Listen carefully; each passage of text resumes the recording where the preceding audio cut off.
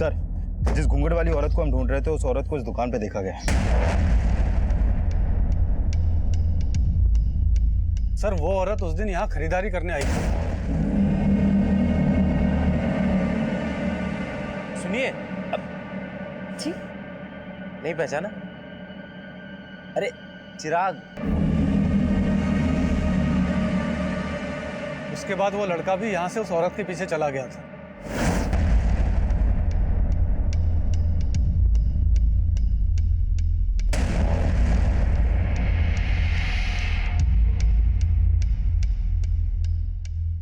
ये औरत पहले भी आती थी? जी सर, 3-4 महीने पहले कभी कभी आया करती थी, लेकिन तब उसकी शादी नहीं हुई थी। उस दिन पहली बार मैंने उसको साड़ी में देखा था। ये रहती कहाँ थी? सर इसका आइडिया नहीं है। हो सकता है ये औरत यहीं कहीं आसपास रहती हो। पूछताछ करो, कैसे भी करके पता लगाओ कि आखिरी औरत है कौन। सर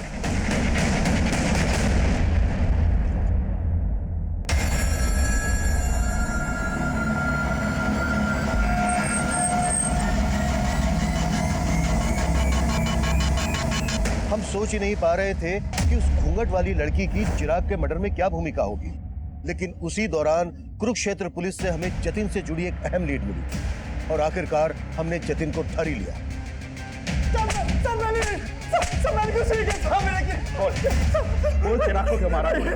मैंने बिल्कुल नहीं मारा। लेकिन हमारी लगातार कोशिशों के बावजूद जतिन इस बात से इनकार करता रहा कि उसका चिराग के मर्डर से कोई लेना देना था। वहीं उस घूंघट वाली औरत की तलाश हमें एक ऐसे मकाम पर ले आई जहां हमारे सामने आया कि चिराग अपने सोशल मीडिया अकाउंट से उसके टच में था। वहीं उस लड़की का सोशल मीडिया प्रोफाइल उसका एक नया रूप लेकर हमारे सामने आया। साइबर सेल ने चिराग के फ्रेंड्सबुक अकाउंट को क्रैक किया है। सर, इसके अकाउंट में इस लड़की का प्रोफाइल रितु सिंह के नाम से है और चिराग के मर्डर से पहले तक इन दोनों के बीच में काफी चैटिंग हो रही थी। तुम रिया से शादी करके बहुत बड़ी गलती कर रहे हो। रिया का कई लड़कों के साथ अफेयर था और मेरे एक फ्रेंड को भी उसने धोखा दिया। तुम्हें विश्वास नहीं हो रहा है ना मेरी बात पर? मेरे फ्रेंड ने मुझे बताया कि रिया की बेड पर पिल है जो वही जान सकता है जिसका उसके साथ फिजिकल रिलेशन था। सर, यानी ये रितु रिया को भी जानती है और उसके बॉयफ्रेंड को भी। लेकिन रिया ने रितु का फोटो आइडेंटिफाई नहीं किया और ना ही उसकी बैकग्राउंड से हमें यह पता चला है कि रिया का किसी के साथ कोई अफेयर था। हो सकता है कि रितु रिया के खिलाफ चिराग को भड़का रही हो। चिराग ने अपने मर्डर से एक दिन पहले मैसेज किया था कि मैंने तुम्हें सोनीपत में देखा था लेकिन तुमने मुझे देखकर अनदेखा किया। और उसके जवाब में ये लिखती है, उस समय मुझे कुछ सूझा नहीं था, मैं तुमसे दोबारा मिलने के लिए तैयार हूँ। उसके बाद कोई चैटिंग नहीं हुई। सर, इसका मतलब चिराग इस लड़की से मिला होगा और जरूर चिराग के मर्डर में इसी लड़की का हाथ होगा सर। लेकिन इनकी चैटिंग से ऐसा लग नहीं रहा है कि सिर्फ ऑनलाइन फ्रेंड थे, शायद इससे कुछ ज्यादा था। May be affair. लेकिन सर, चिराग के कॉल रिकॉर्ड में तो ऐसे किसी भी रितु नाम की लड़की का कोई नंबर नहीं मिला है। लेकिन चैट से ऐसा लग रहा है कि इन दोनों के बीच सिर्फ चैटिंग नहीं होती थी, फोन पर भी बातें होती होंगी, शायद इंटरनेट कॉलिंग। मामला जिल्टेड लवर का लग रहा है। लुक, चिराग और रितु एक दूसरे को पसंद करते थे, लेकिन चिराग रिया से शादी करने वाला था, तो हो सकता है रितु को यह बात पसंद नहीं हो और इसलिए उसने रिया के खिलाफ चिराग के दिमाग में जहर भरा हो और जब उसे लगा कि उसका प्लान फेल हो रहा है तो उसने चिराग को मरवा दिया। पर इस लड़की का प्लान तो ऑलमोस्ट सक्सेस हो ही चुका था सर, क्योंकि रिया चिराग को शादी के लिए मना ही करने वाली थी। लेकिन इससे पहले कि रिया चिराग से मिल पाती, चिराग का मर्डर हो गया। एक काम करो, रितु के बारे में सब कुछ पता करो।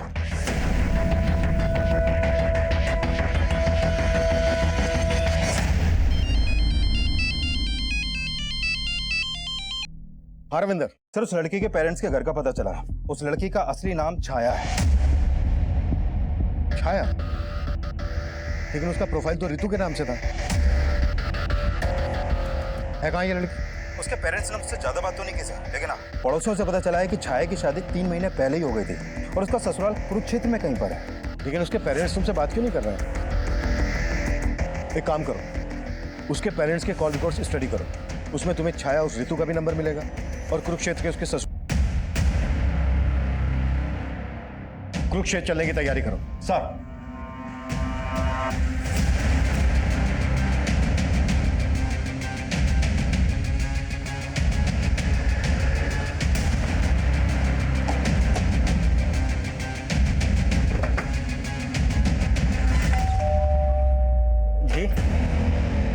छाया से मिलने आए हैं। हमें पता चला है कि उसकी यहीं पर शादी हुई है। जी वो मेरी बीवी है, लेकिन आप उससे क्यों मिलना चाहते हो? हमें केस के सिलसिले में उससे बात करनी है। केस? कौन सा केस साहब? बुलाओ उसको, या हम उसी से बात करेंगे। नहीं, वो यहाँ पर नहीं है। तो फिर कहाँ है? 1 सप्ताह पहले यहाँ से भाग गई। भाग गई? जी, और अब हम उसके बारे में कोई बात भी नहीं करना चाहते हैं। धन्यवाद।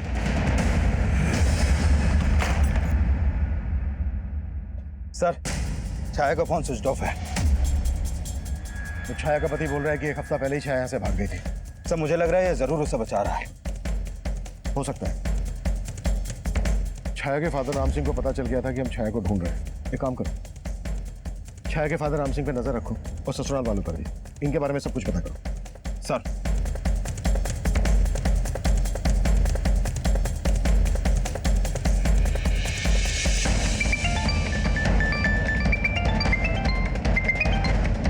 जैन सर। जय हिंद। छाया के कॉल रिकॉर्ड्स आए? जी सर, वही स्टडी करी थी। सर, छाया का फोन 1 हफ्ते पहले सोनीपत में ही बंद हुआ था। भैया, जहाँ पर छाया के पेरेंट्स रहते हैं, हो सकता है छाया वहीं छुपी है। पता करो। जी सर। और सर, छाया के कॉल रिकॉर्ड के हिसाब से गाजियाबाद का एक नंबर मिला है जिस पर उसकी काफ़ी बातचीत होती थी। किसका नंबर है? सर, ये नंबर किसी जितेंद्र वशिष्ठ के नाम पर रजिस्टर्ड है। नंबर स्विच ऑफ है या एक्टिव है? सर, एक्टिव है। इस जितेंद्र को थाने बुलाओ। जी सर। सर, जितेंद्र वशिष्ठ आ गया है। बुलाओ। सर, छाया मेरी स्टूडेंट थी। मैं जिस कॉलेज में पढ़ाता था, छाया 3 महीने पहले तक वहाँ पढ़ती थी। 3 महीने पहले तक पढ़ती थी, लेकिन बात तो तुम दोनों के बीच 1 हफ्ते पहले तक हो रही थी। तुम दोनों के बीच सिर्फ टीचर और स्टूडेंट वाला रिश्ता था या फिर? नहीं सर, छाया मेरी स्टूडेंट थी। वो मेरी बहुत रिस्पेक्ट करती थी सर। थी? मतलब अब कहाँ है वो? सर, मैं आपको सब कुछ बताता हूँ। दरअसल छाया एक ऐसे कम्युनिटी से बिलोंग करती है जहाँ एक ही लड़की की शादी परिवार के सभी बेटों के साथ कर दी जाती थी। What? हाँ सर, कुरुक्षेत्र में उसकी शादी 3 भाइयों के साथ हुई थी, लेकिन वो इस शादी के खिलाफ थी। पर उसके पेरेंट्स ने उसकी एक बात नहीं सुनी और वो अपनी तकलीफ मुझसे शेयर करती थी। 1 हफ्ते पहले वो मुझसे नरेला मिलने आई थी। सर, वो अपने तीनों पतियों से तंग आकर वहाँ से भाग आई थी। वो मेरी हेल्प चाहती थी सर। कैसी हेल्प? सर, उसको पैसों की ज़रूरत थी। उसने मुझसे कहा था कि मुंबई में उसकी एक फ्रेंड है जो एनजीओ में काम करती है। मैंने उसे मुंबई जाने के लिए 10,000 रुपये भी उधार दिए थे और फिर उसके बाद वो चली गई। लेकिन फोन तो उसका अभी बंद आ रहा है। सर, मुझे भी ये समझ में नहीं आ रहा है। अच्छा, मुंबई में कहाँ जाने वाली थी वो? किस फ्रेंड की बात कर रही थी? सर, इस बारे में उसने मुझसे कुछ नहीं बताया।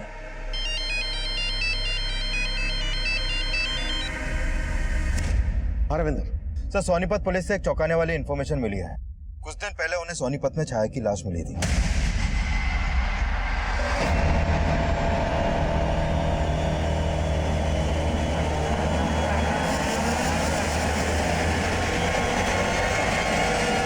सर, सोनीपत पुलिस ने छाया का पोस्टमार्टम करवाया तो सामने आया कि छाया का मर्डर भी चिराग की तरह उसका गला दबा के किया गया था और उसकी मौत 1 हफ्ते पहले तभी हो गई थी जब उसका फोन बंद हुआ। लेकिन जितेंद्र की ये बात सही निकली कि छाया की शादी 3 भाइयों से हुई थी। Right sir. और उस गांव में ऐसी कई औरतें हैं जिनके 1 से ज्यादा पति हैं और सभी वहां के जमींदार हैं। सर, उस गांव की रीति के हिसाब से एक ही परिवार के सभी बेटों की शादी एक औरत से इसलिए करवाई जाती है ताकि जमीन का बंटवारा ना हो, लेकिन औलाद पैदा करने का हक सिर्फ बड़े भाई को होता है। बाकी के भाई उस औरत को सिर्फ एक सेक्स वर्कर की तरह इस्तेमाल करते हैं। सर, छाया इस शादी के खिलाफ थी। हो सकता है चिराग और छाया का शादी के पहले से अफेयर हो। इस बात में सच्चाई नहीं लग रही, क्योंकि चिराग रिया से शादी करने वाला था और छाया चिराग से ऋतु बनकर चैटिंग करती थी। हाँ, एक बार को ये हो सकता है कि छाया के तीनों पतियों को ऐसा लगा हो कि छाया और चिराग का अफेयर चल रहा है, इसलिए उन्होंने पहले चिराग को और उसके बाद छाया को मार डाला। संतोष, बहुत हो गया तेरा 1/3 और हम तेरी हड्डियों के बट्टे खट्टे करेंगे। बोल, क्यों मारा चिराग को, क्यों मारा छाया को? साहब, हम तो बोल ना, हम तो चिराग को जानते भी नहीं थे और छाया तो घर से भाग गई थी साहब। हम सच बोल रहे हैं साहब, हमने कुछ नहीं किया। झूठ ना बोलो साहब, इन दोनों ने ही मारा है छाया को। झूठ क्यों बोल रहा है तू? पीछे रह के बात कर। बोल। झूठ बोल रहे हैं साहब, ये इन दोनों ने ही मारा है। मुकुल को दूसरे कमरे में लेकर आओ। साहब, चिराग कौन है ये तो मैं भी नहीं जानता, कि मेरे दोनों भाइयों ने सर जीना हराम कर दिया था उसका। पर शादी तो तूने भी की थी उससे। सर, जैसी जबरदस्ती उसके साथ हुई थी वैसी ही मेरे साथ हुई थी। छोड़ो मुझे। अरे तू चल अंदर। छोड़ो मुझे। बना हैप्पी बर्थडे, और वो भी हमारे सामने। और साबित करके बता कि तू इसका कसम है कि इसका यार। चल कपड़े उतार, चल। क्या बोल रहे हो ये भैया? अरे कपड़े उतार, चल। अरे तू भी उतारना, चल ला इसे। लेकिन मैं छाया की तकलीफ समझता था, इसीलिए मैंने ही उसे भागने में मदद की थी।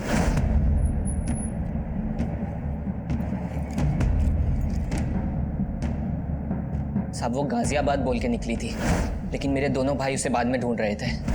सच सच बता दे, कहाँ भेजा है तूने उसे? नहीं भैया, मैंने उसे नहीं भगाया है। मम्मी कसम, मैंने उसे नहीं भगाया है। मम्मी आप तो... सर मुझे पक्का यकीन है उन्होंने उसे ढूंढ के मार दिया होगा। हमें पता चला है गाजियाबाद में वो अपने एक टीचर जितेंद्र से मिली थी, उससे 10,000 रुपये भी उधार लिए और वहाँ से सीधे मुंबई जाने वाली थी। मुंबई में उसकी एक फ्रेंड है जो एनजीओ में काम करती है। उसकी ऐसी किसी फ्रेंड को जानते हो जो मुंबई में रहती है?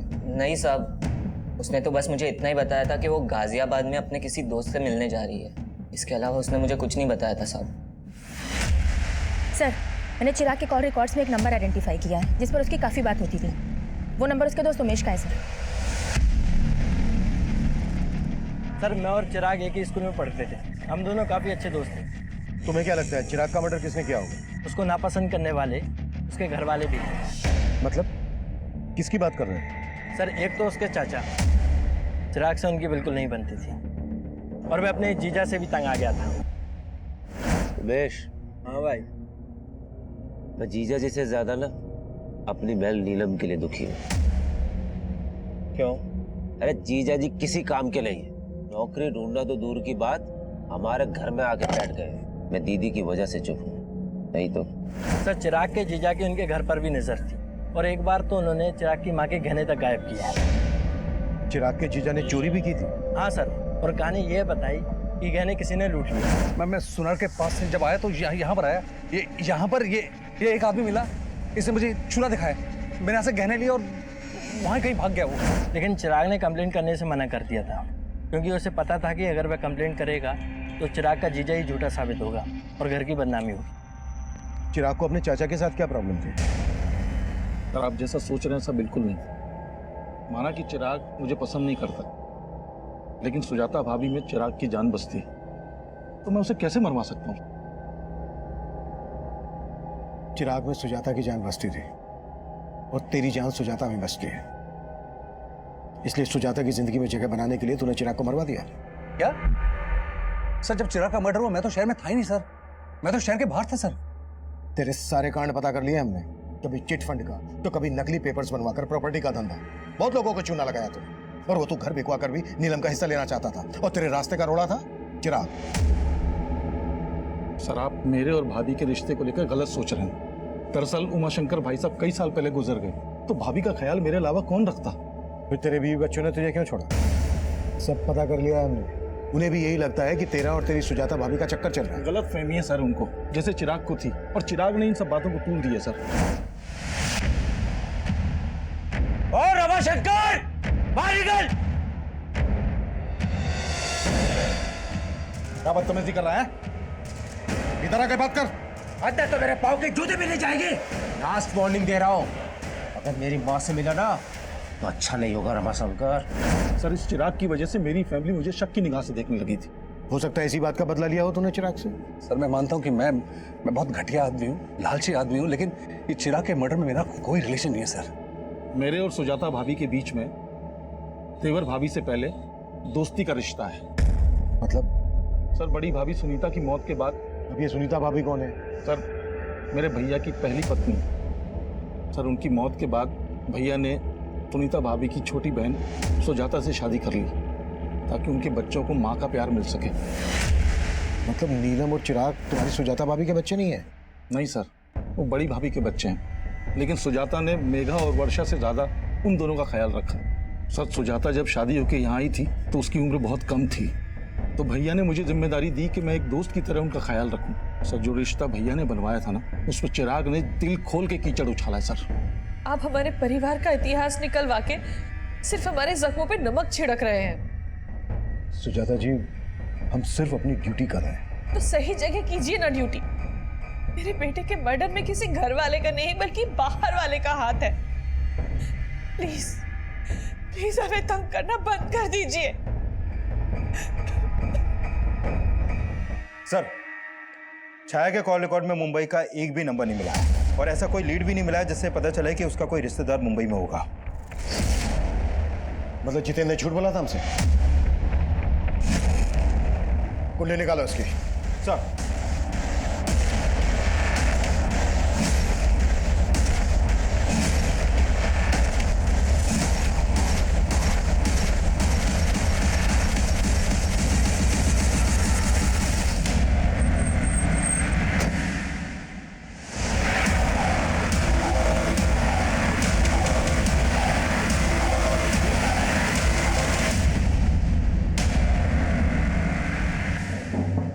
छाया का टीचर, मेघा का लवर। अब ये बोल, छाया को रितु बनाने का क्या चक्कर है? पहले चिराग का मर्डर, उसके बाद छाया का मर्डर।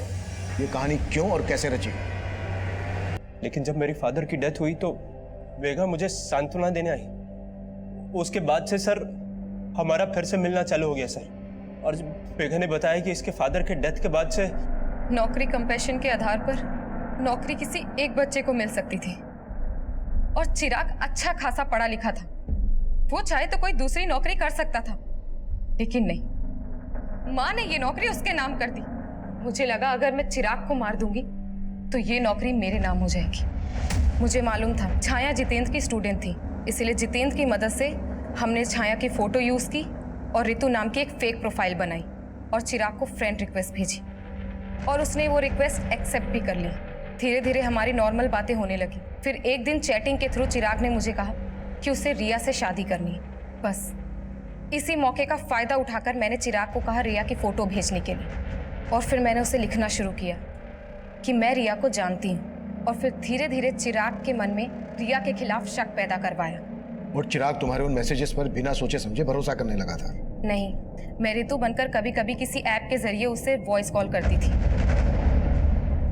एक तरफ चिराग और रिया का रोज झगड़ा होने लगा और दूसरी तरफ चिराग मुझसे बार बार मिलने की रिक्वेस्ट करने लगा। उसी दिन उसने छाया को सोनीपत में देख लिया और छाया ने उसे देखकर जिस तरह से रिएक्ट किया उसे शक होने लगा।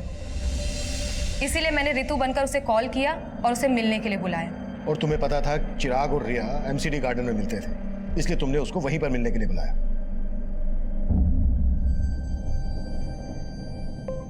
भैया, मेघा तू? रिया ने मुझे आपके पास भेजा है, चलिए मैं आपको उसके पास ले चलती हूँ।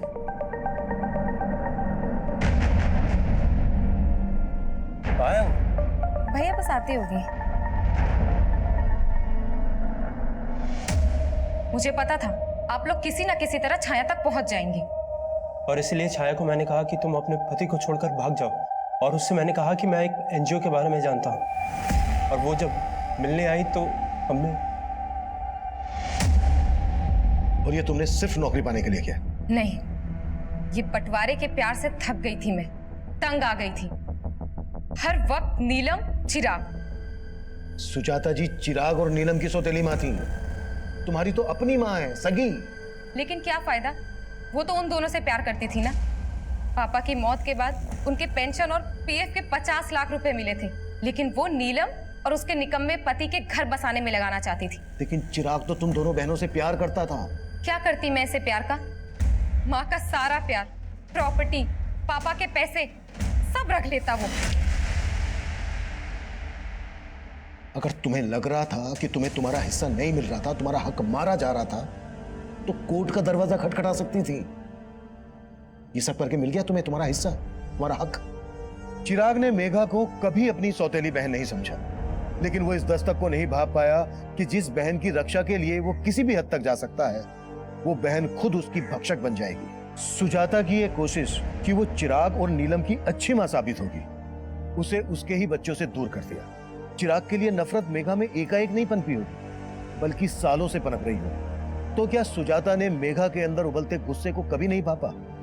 या फिर उसे दस्तक मिली थी, लेकिन उसने उस दस्तक को महसूस नहीं किया? उम्र के हर पड़ाव पर जब जब हम अपना बचपन याद करते हैं, तब तब सबसे पहले हमें हमारे भाई बहन और माता पिता याद आते हैं। लेकिन बढ़ती उम्र के साथ साथ अपनी मासूमियत बनाए रखना आसान नहीं होता, क्योंकि अक्सर हमें यह गलत फहमियां जकड़े रहती हैं कि दुनिया में भूलापन नहीं बल्कि चालाकियां बिकती हैं। और कभी कभी हम इतना बदल जाते हैं कि इंसानियत हमें एक टूटा हुआ खिलौना और ईमानदारी झूठ लगने लगती है। हमें हमारे बचपन की मासूमियत हमेशा बचाए रखने की कोशिश करनी चाहिए, क्योंकि हमारी पूरी जिंदगी में हमारा बचपन ही वो मोती है जो हमें इंसानियत और रिश्तों को बनाए रखने की कीमत समझा सकता है। अब मैं सीनियर इंस्पेक्टर अभिमन्यु जिंदल आप लोगों से विदा लेता हूं। आपसे फिर मुलाकात होगी एक नए केस के साथ।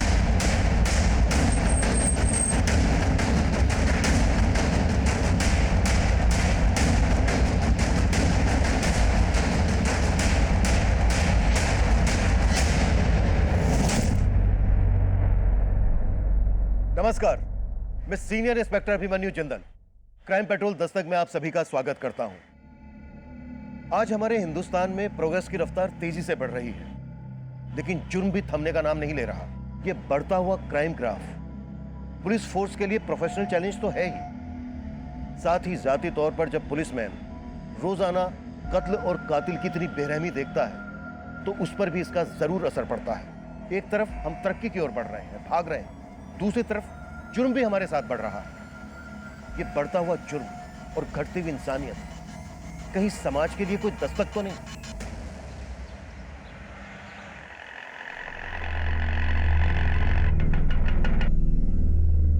क्या रिया, तुझे कितना कन्विंस किया मैंने, लेकिन तू है कि मानने को रेडी नहीं है। 2 मिनट के लिए, सिर्फ 2 मिनट के लिए प्लीज घर चलना।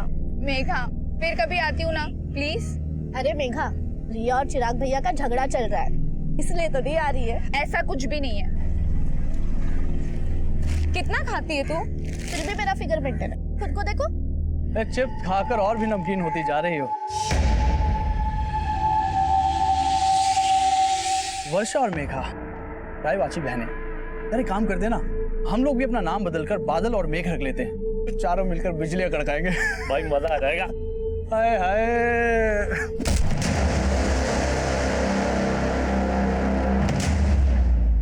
अगर आइंदा मेरी बहनों के साथ बदतमीजी की ना तो जहन्नुम नजर आएगा तुम्हें। चलो।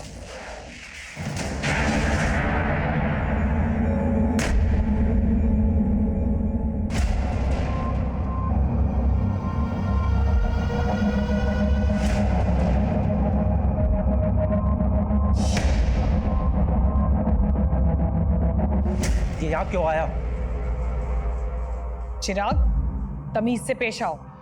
चाचा है वो तुम्हारे। चिराग बंद करो ये सब। चाचा जी के बारे में ऐसी कोई गलत बात नहीं सोचनी चाहिए तुम्हें। मुझे क्या सोचा और क्या नहीं सोचा अच्छी तरह पता है जीजा जी। अब मैं बच्चा नहीं रहा।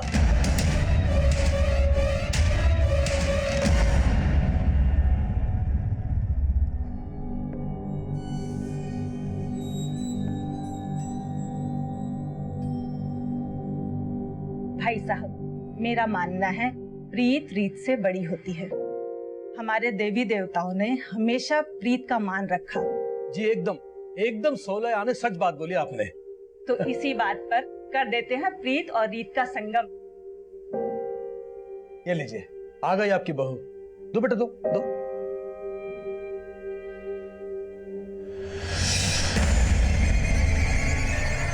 चाय इधर है।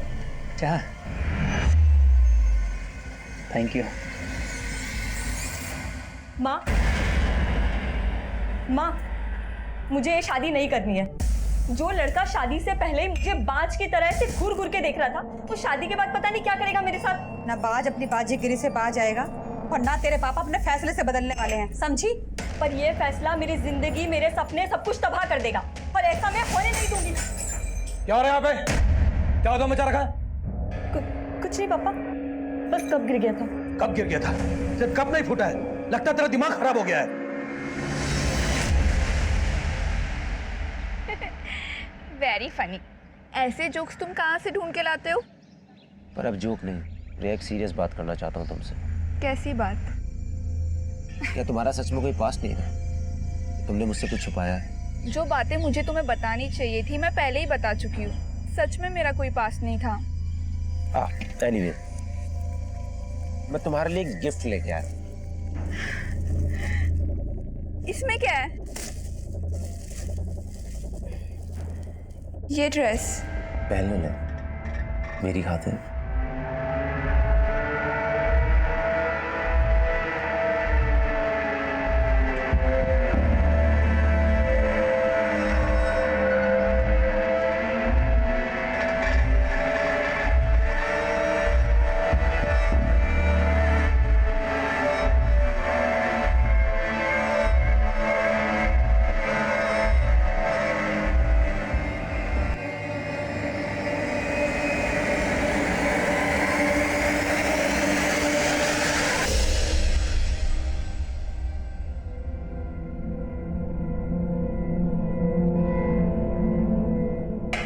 बस बस हो गया, मंडी जाना है मुझे, देर हो रही है।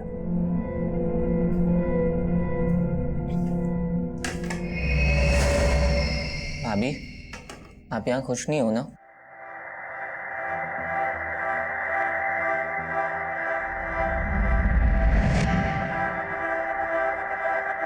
क्यों रे?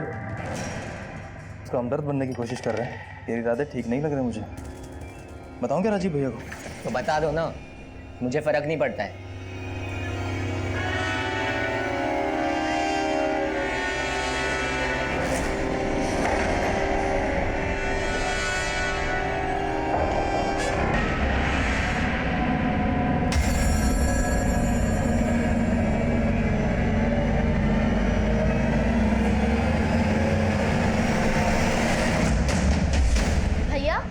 रिया भाभी का कॉल आया था, आप उनका कॉल नहीं पिक कर रहे हो? कोई झगड़ा वगड़ा हुआ है क्या उनसे? रुको, मैं रिया भाभी को कॉल कर रही हूँ, आप उनसे। कोई जरूरत नहीं, मैं बात कर लूंगा से।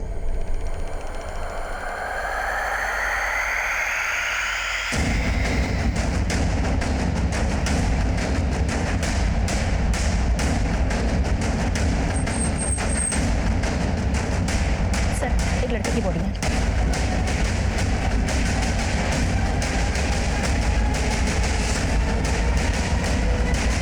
कर लूंगा से। जब भैया गए थे तब उनका मूड भी काफी ऑफ लग रहा था।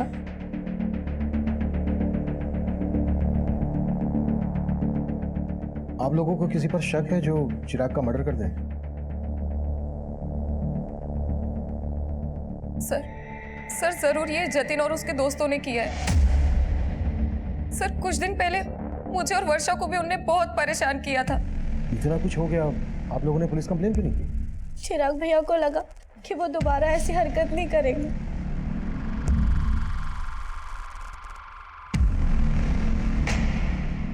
रविंदर, जतिन और उसके दोस्त के बारे में पता करो और उठा लो दोनों को। सर एक बात है, हमें क्राइम सीन से चिराग का फोन मिला था। हमने फोन चेक किया तो उसको लास्ट कॉल रिया ने किया था। और सर उन दोनों में करीब 5 मिनट बात हुई है। चिराग की बहनों की बातों से ऐसा लग रहा था जैसे चिराग और रिया के बीच झगड़ा हुआ। इस रिया से भी मिलना पड़ेगा।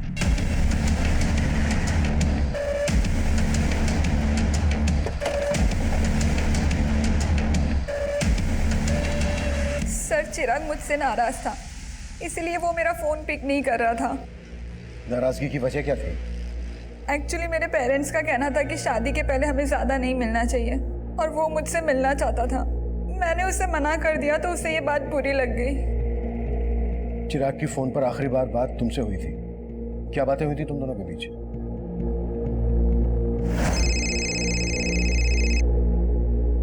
सो फाइनली तुमने मेरा फोन उठा लिया। मैंने उससे मिलने के लिए मना लिया था और उसने हाँ भी कर दी थी। तो तुम चिराग से मिली थी? नहीं सर, पर हम मिलने वाले थे। उसने मुझे एमसीटी गार्डन के पास मिलने के लिए बुलाया था। मैंने उसका बहुत वेट किया लेकिन वो आया ही नहीं मिलने। हमें चिराग की लाश एमसीडी गार्डन के पास ही एक खाली प्लॉट में मिली थी। क्या तुम वाकई में उससे नहीं मिली थी या फिर कुछ छिपा रही हो हमसे? नहीं सर, चिराग सच में मुझसे नहीं मिला था।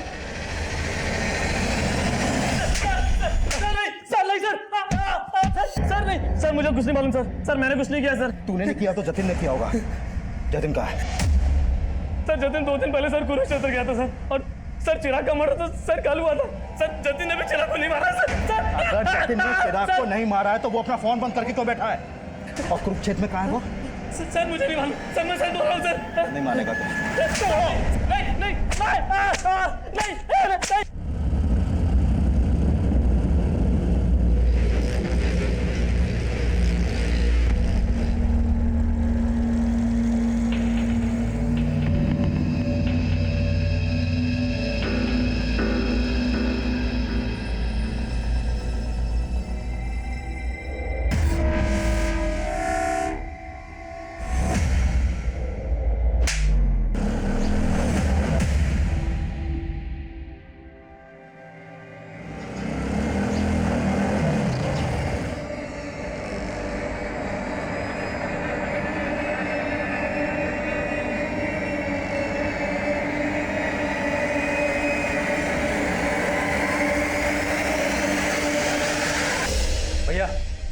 आपने उस लुगाई के सामने मुझे थप्पड़ मार के अच्छा नहीं किया।